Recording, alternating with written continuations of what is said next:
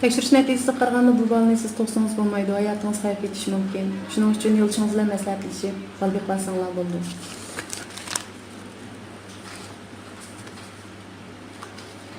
Doktor yo'ldoshim safarda men bundan cho'qim tug'ishim kerak. Qani maslahatlashib ko'rib beqinglar.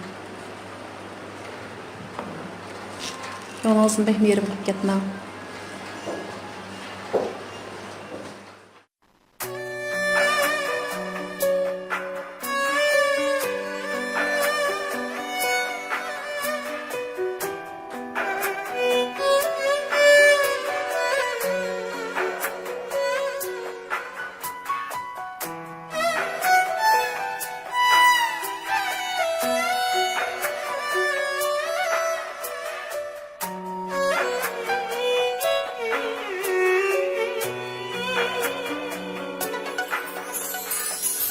Körmegenni körüp öttüm, bilmegenni bilip öttüm.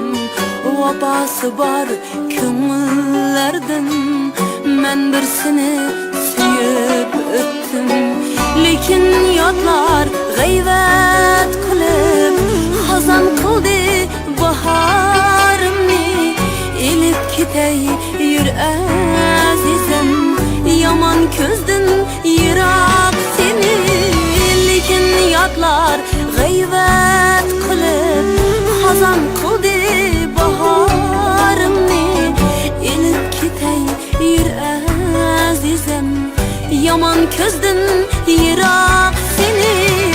Muhabbet yur, muhabbet, yur ketimiz muhabbet. Bu yerlerde g'ayvat ko'p, yur ketayli muhabbet. Muhabbet yur, muhabbet, yur ketimiz muhabbet. Bu yerlerde g'ayvat ko'p, yur ketimiz muhabbet.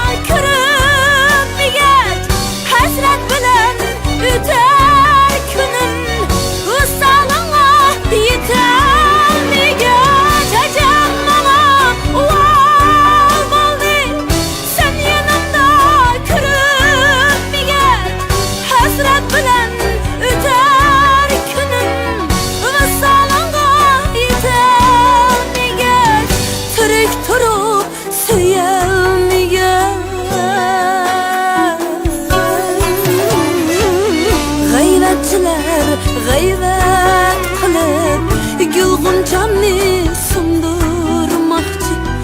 Elib ketay yur azizim, seni mendan ayirmoqchi. G'ayvatchilar g'ayvat qilib seni mendan ayirmasin. Elib ketay yur azizim, hijron qushi sayrimasin. Muhabbet yur, muhabbet, yur ketimiz muhabbet.